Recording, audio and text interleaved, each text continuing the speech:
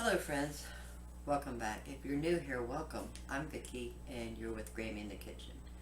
Today is actually January 31st, the last day of the Three Rivers Challenge. I have the grandsons today, so I decided for dinner we are going to have hamburgers and french fries. But I don't have any hamburger buns. So I went on the web and found a recipe for hamburger buns because we have the ingredients, we just don't have the buns. So I'm going to go ahead and make a batch of buns. I'm going to bring you along. If this is something you're interested in, hit that thumbs up, and if you don't mind, go ahead and subscribe. We would love to have you part of the Grammy family. The more the merrier. Gather around the kitchen table, get your cup of coffee or hot tea or a beverage of your choice, and let's get started. Aprons on. Let's make some buns. This is a recipe from All Recipes. It's called Homemade Hamburger Buns. So I've got a cup of warm water.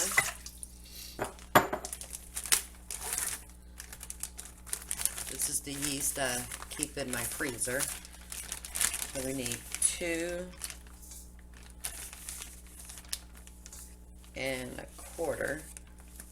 of yeast.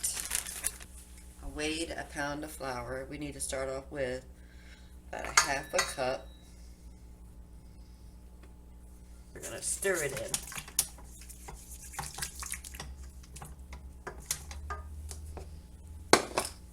This is the first time I've ever made hamburger buns, so we will see how this turns out. We're going to let that sit and come foamy. When you're adding water or any of your wet ingredients to a portion of your flour with the yeast, it is called a sponge. We just made a sponge here. Alright, so now we're going to go ahead and put in all the other ingredients. So I have 3 tablespoons of butter, melted, 3 tablespoons of sugar,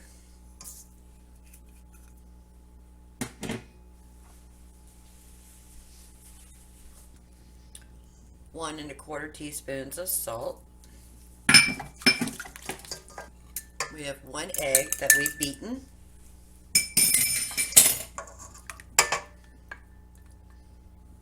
We're going to mix that up, and then we're going to add the remainder of the flour. Remember, we did measure out 1 pound, or we weighed out 1 pound of flour.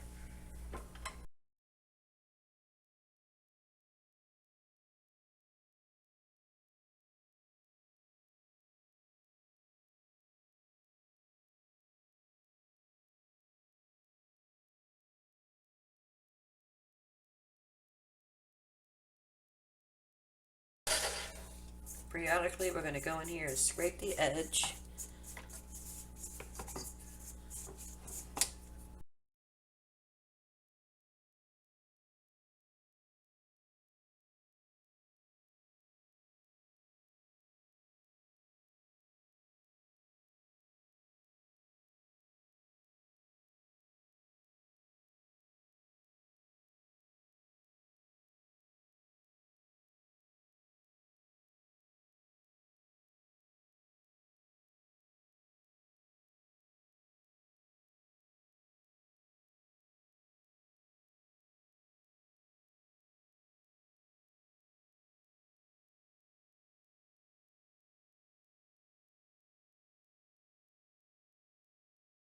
Okay, all the dry ingredients have been hydrated, so we're going to move over to the bench.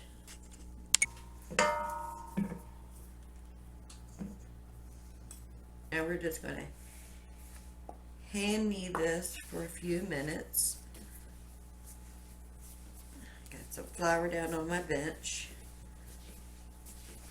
And we're just turning it, pull, put it in the center, knead it down with a heel of air palm.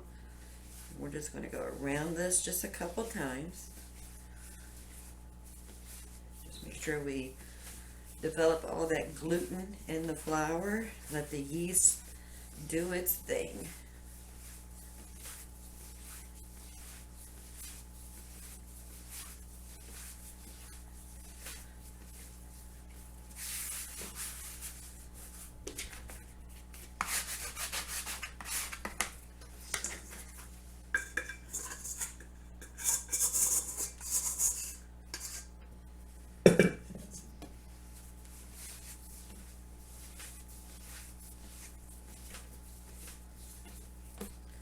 Just so it's not sticky anymore.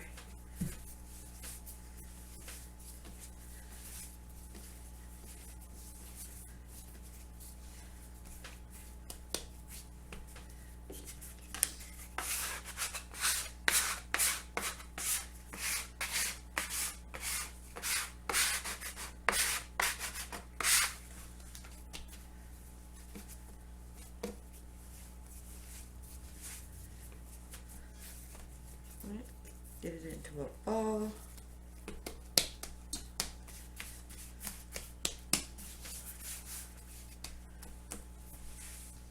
I'm going to drizzle a little bit of olive oil in the same bowl. We're going to take our dough, swish it around, get it well coated. We're going to take some saran wrap, cover it up, and we're going to let this double in size. And I'll see y'all in about an hour to an hour and a half. The way you can tell when your dough has risen is if you put your finger in it and it bounces back. That did not bounce back, so it is not ready. We're just going to let it continue to sit here and rise. Our dough ball has doubled in size. So we're going to put some flour on our bench.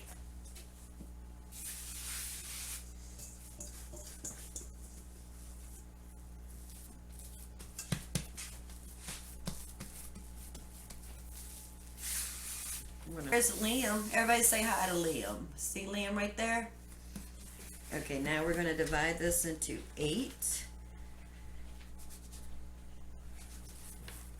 Alright, that is 2.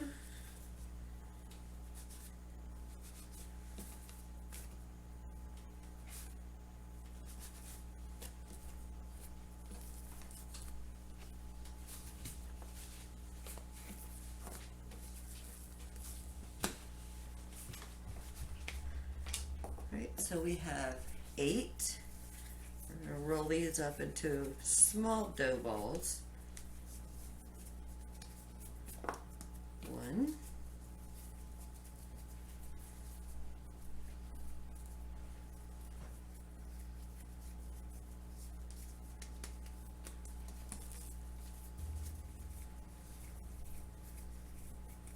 You can get your scale out if you want and weigh the bulk of the dough and then measure out or weigh out even proportions to make 8. I am not worried about that.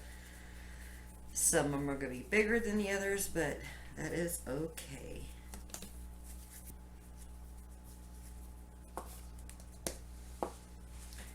We do want these to look like hamburger buns, so I am going to smush them down just a bit.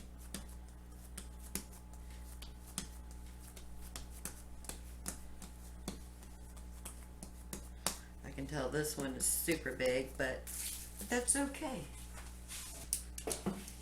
So I have the large baking sheet with parchment paper on it. I don't want these to rise and touch each other, so we are going to space them out just a bit.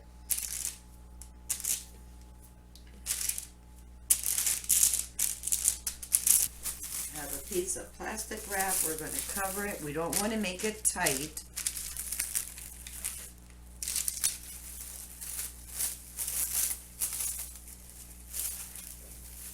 Just to keep the air from, keep the draft off of it. That's all we really want to do. So we're just going to cover those up loosely.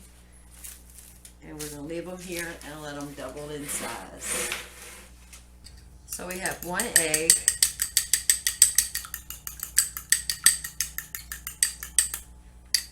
that we beat up in that bowl. Our buns have doubled in size. Isn't they pretty? We're going to take a silicone brush and we're just going to brush these just on the top and on the side. I have the oven preheating to 375, and we're going to bake these for 15 to 17 minutes until they're nice and golden brown. Yeah, you can tell this one right here is the biggest one. I wonder if the grandkids are going to fight over the big bun.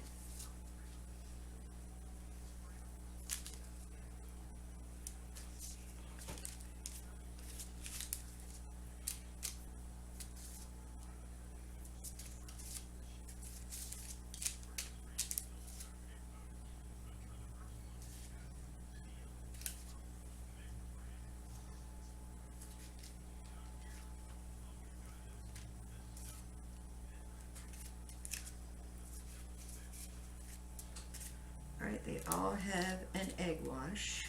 Beautiful. And as soon as the oven comes up to temperature, we're going to cook these. We went ahead and peeled about 2 pounds of potatoes, and I'm just going to cut them just like French fries. They're about 1/4 of an inch thick, and then I'm cutting them in cubes, just like, well, not cubes, but square rectangles like that. I have them sitting in this water, and when the buns come out, we'll put the French fries in there. Trying to get them all about the same size so they'll cook evenly.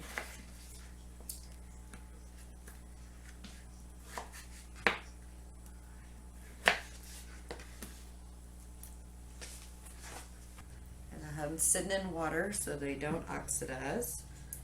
And when we're ready to cook these, we'll drain the water out, put some oil, some seasoning, some salt, and then we'll bake these. And at this point, you could put sesame seed on top if you want. Nobody in my family cares for it, so we're not going to do that. So if you did want to use sesame seed, you'd egg wash it, put your sesame seeds on. Oven is up to temperature. We're going to put these in for 15 to 17 minutes. I have the timer on 15 minutes. Okay, it's been 15 minutes. We're going to let them go for another 2 minutes and see if we can get a more consistent browning on those.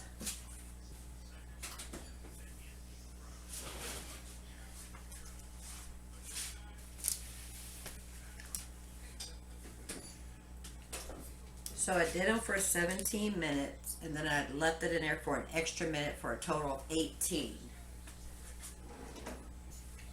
Bread has to have an internal temperature of 200.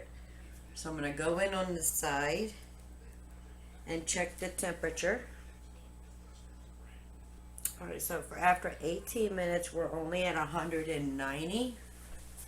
So I'm going to put them back in the oven for at least 2 more minutes.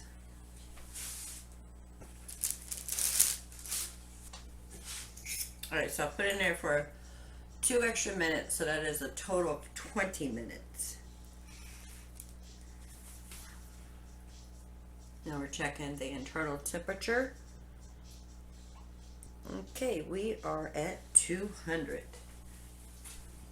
So we're going to let these cool off completely before we cut them open. But they turned out gorgeous.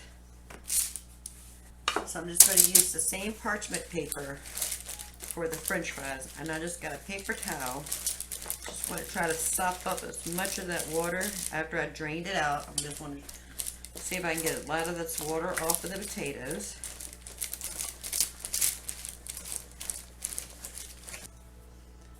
We're going to put a little bit of olive oil. and salt. That's the only seasonings we're going to put on these.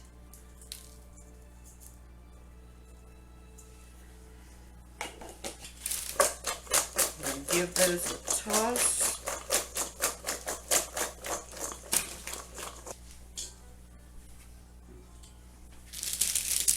Oven is on 350 degrees. Put this in a single layer on this parchment paper on this baking sheet. In the oven. Bake it about 15 to 20 minutes, but I will let you know. While that is cooking, I'm going to go ahead and get started on cooking the hamburgers. These are just they're just homemade patties that I made from turkey. A while back, I just made patties and stuck them in the freezer for easy make hamburgers. But any kind of ground meat you like or you have on hand to make your burgers. So on the skillet, I do have a cast iron right there. I'm going to go ahead and start cooking some hamburgers, and those who want cheese will turn them into cheeseburgers. 2 of them are going to have cheese and 2 of them are not going to have cheese.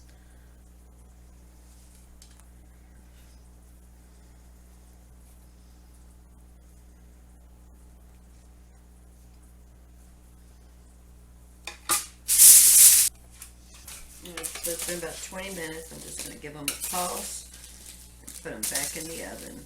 They're not dark enough for me yet. So we're going to let them continue cooking.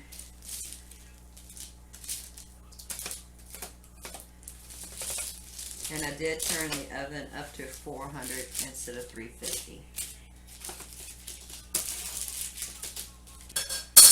Alright, back in the oven. So that's what's in there. We had hamburgers with some French fries. So delicious. All the hamburgers were gone.